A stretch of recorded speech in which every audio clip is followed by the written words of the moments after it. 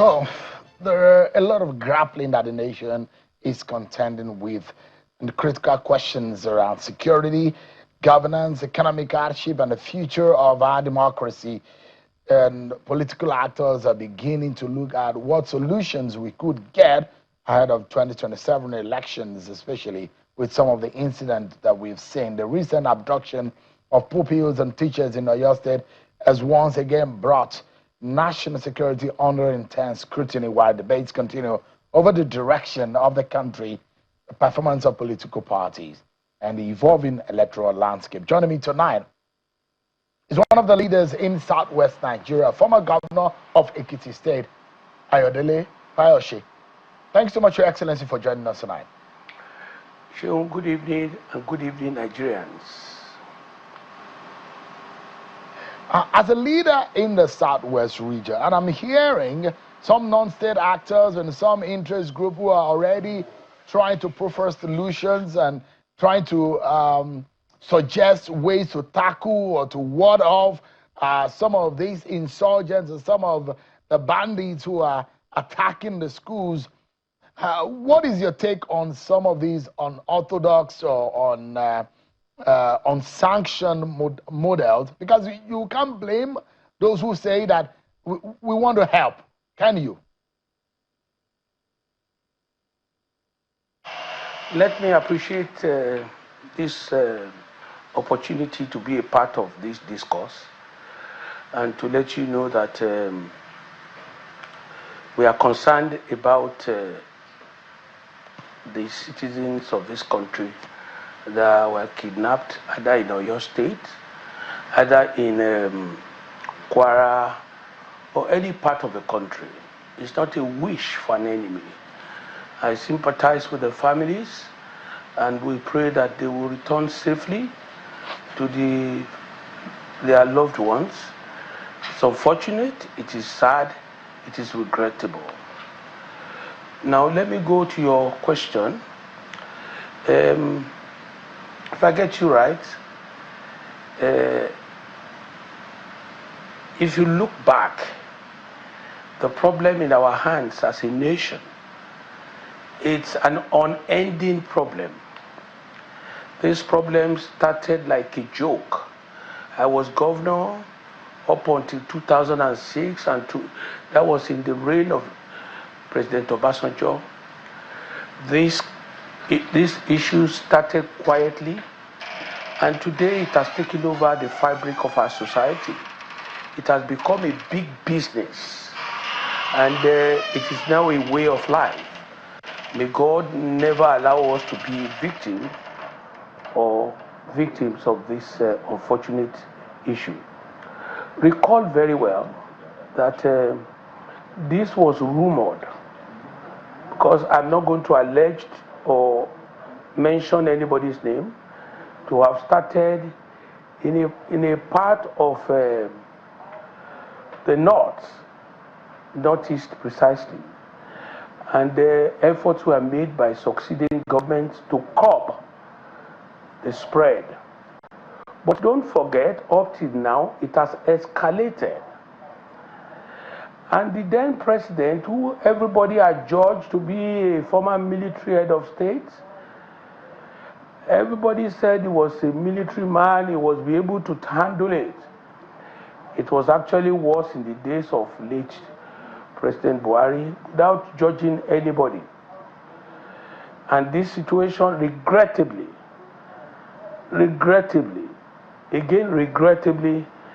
is an ongoing concern without solution in sight. And I want to say to you, there is no Nigerian president, no Nigerian security architecture can solve this problem. Why?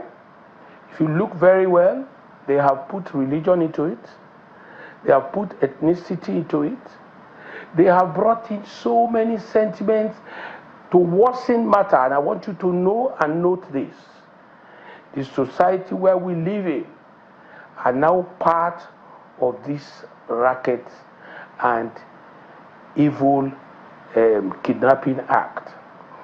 A man was picked in Magodo in Lagos. I wish I can remember his name.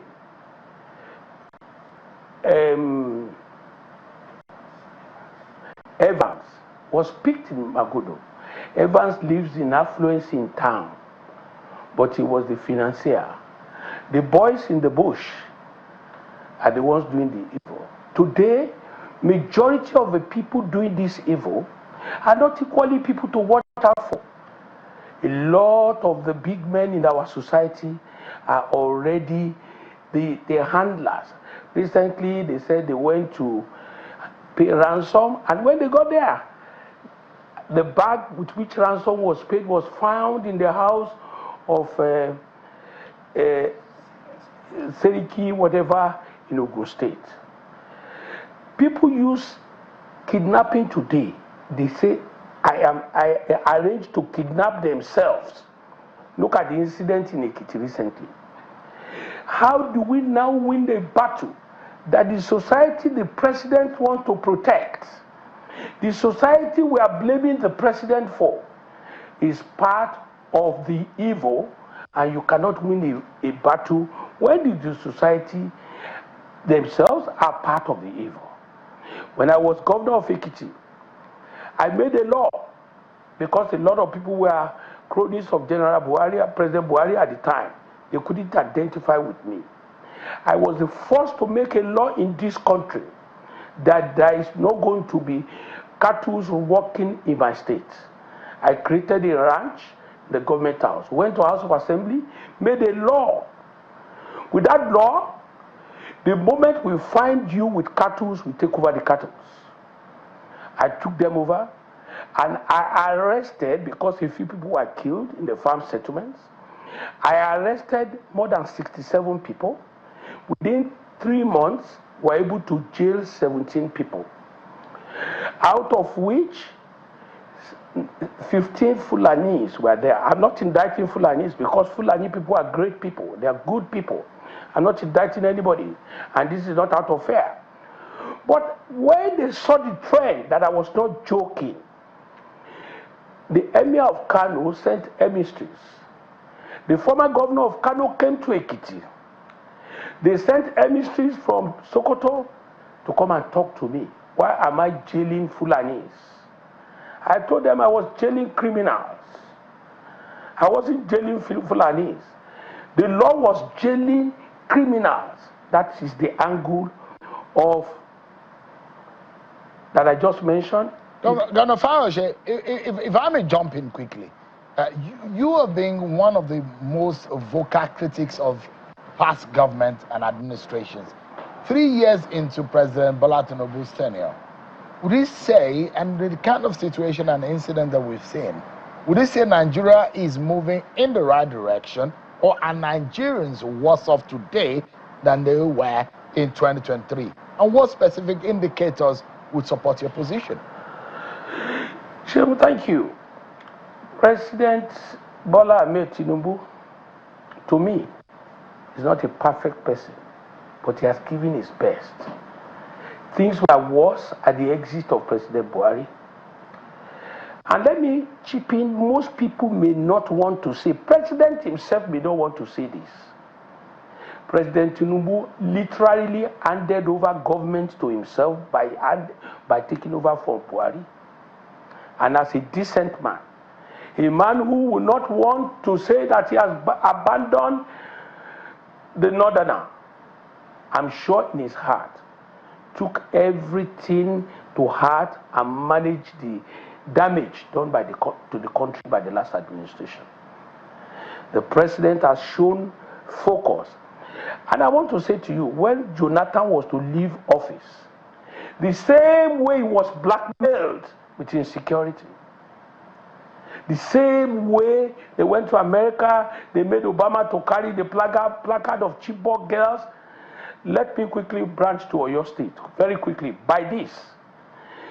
I want to say to you, before you get to the president in the hierarchy of leadership and governance, there is local government, there is states. States have security votes.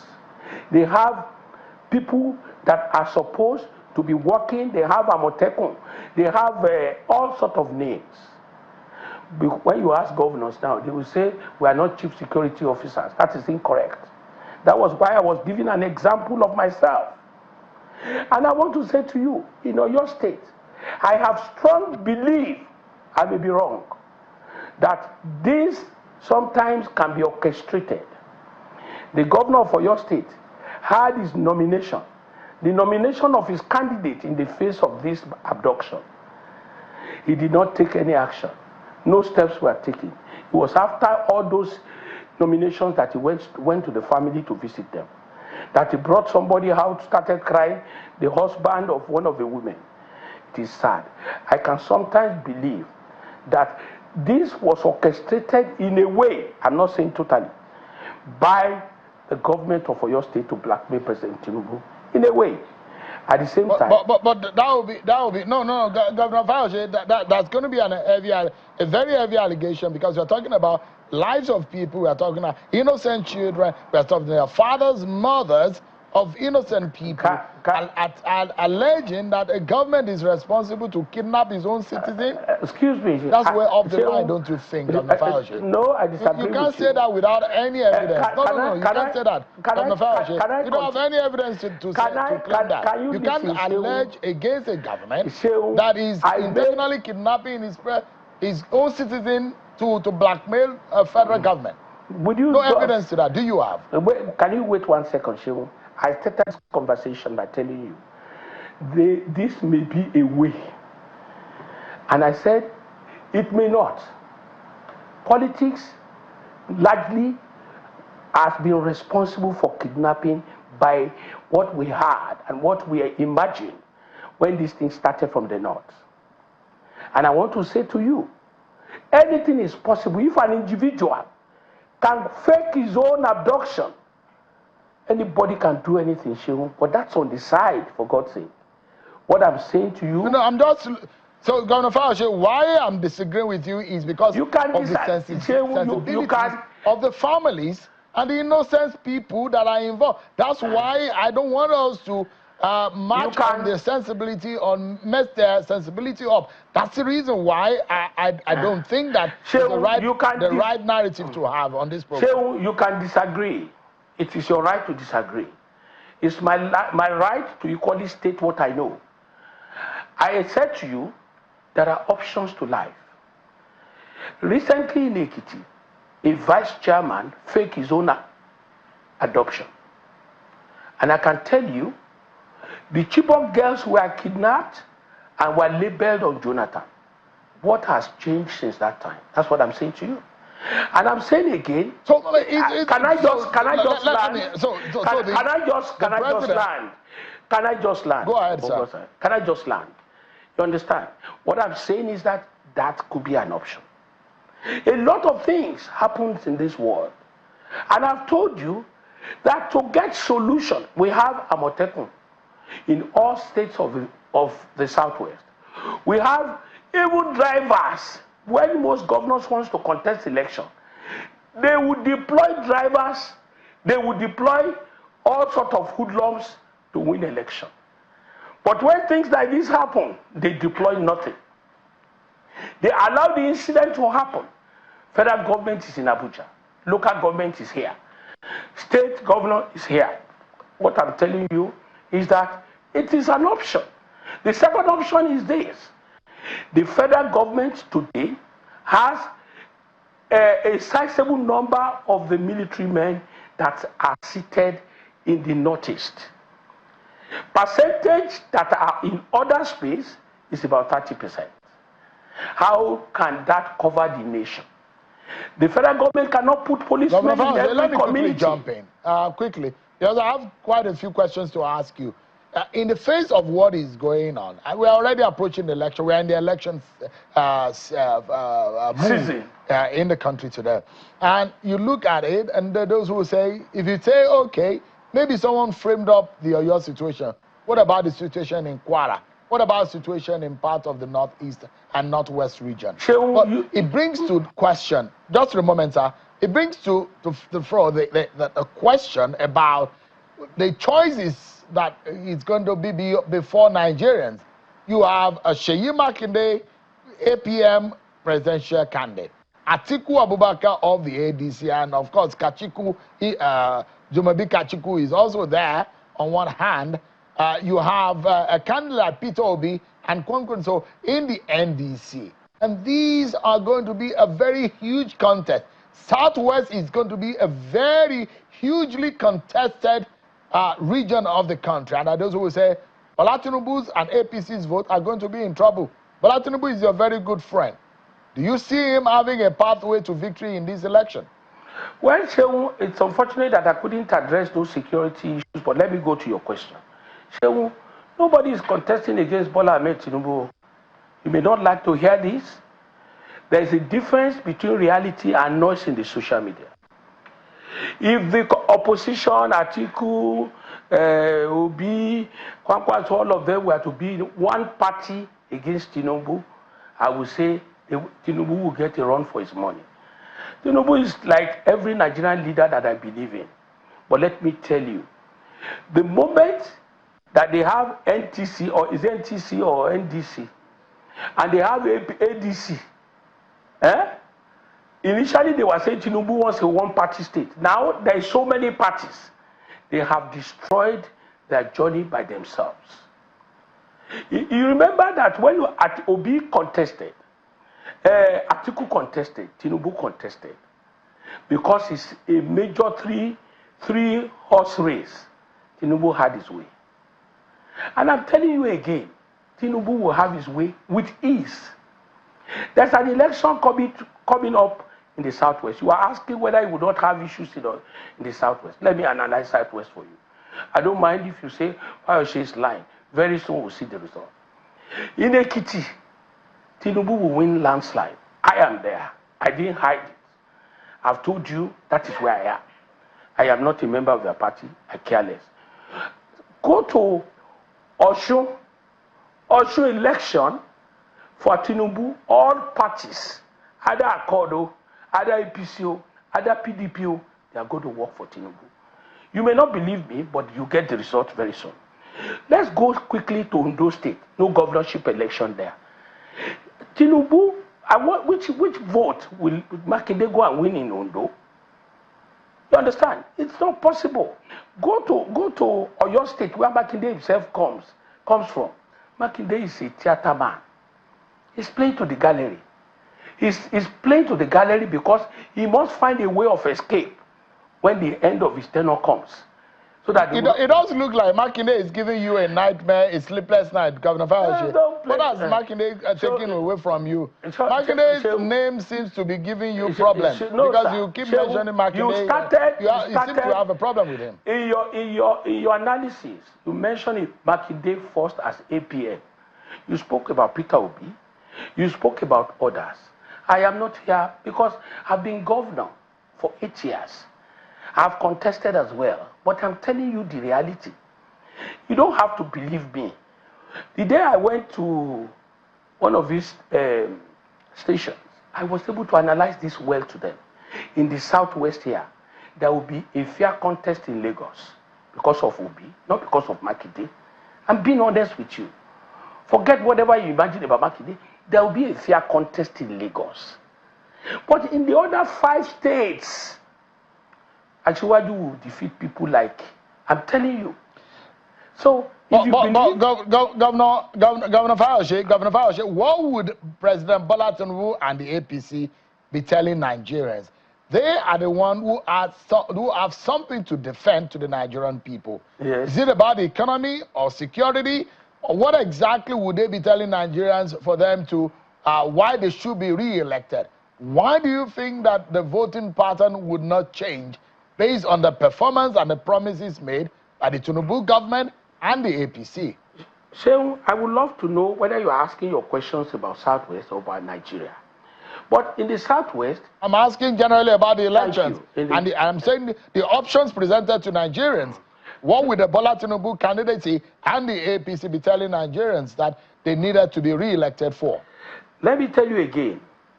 When you contest, what I will say to the people, you will equally be able to show me who my opponents are. Today, of all men contesting, I am yet to see the man that will defeat Asiwaju. In whatever you say, every government has an answer to offer the people. So far, to the best of my knowledge, Asiwaju has done well. Nigeria is in a critical situation. We can't deny that. Buhari left Nigeria in shambles. When you are picking rubbles, what are the indicators to this effect, to your analysis, sir? What are the indicators? When you say Tinubu has done well, Tinubu has done what well. are the indicators? What would you say? In what area? In what aspect of life? One of the indicators I will tell you is when you look at his decision to take off the fuel subsidy, he couldn't have done better because it was a racket. It was a racket. His decision to take away the gap between the black market and the ordinary market and the official market. Let me tell you, Shehu, it's the same racket. When you look at it, today the dollar is stabilized. Yes, it's gone up, but it's been brought as far back as like 1,300. It was far, far beyond that, and every day it gets better. And I want to say to you, not everybody will love Tinubu, and he himself should remember that everybody will not love him. The fact that those who believe in his policies, in his actions, and what he's delivering, will continue to defend him. And I'm telling you, for me, I'm not saying it's perfect. I'm not saying all is well. But tell me the person that wants to defeat Tinubu and how he will do it. They couldn't even stand together as opposition. It's been difficult for them to stay together. So how would they win? If you go to the South, how would they win? How would Atiku win across rivers? How will he win in rivers? We must ask practical questions. In the North today, in Adamawa, I respect former Vice President so well, but I'm being practical. In Adamawa today, there is Fintiri that has left that party. There is Fintiri who will be going out as the incumbent governor and who was in PDP before. Where is the support base of Atiku? And I want to tell you, Obi today even Governor Fayose, we need to close the program because I was asking you about what you will tell the Bola Tinubu candidacy or the APC will say to Nigerians for them to think that he deserves a second term or re-election. And you've mentioned a few policies, but there are those who also argue that these policies that you have mentioned have impoverished Nigerians.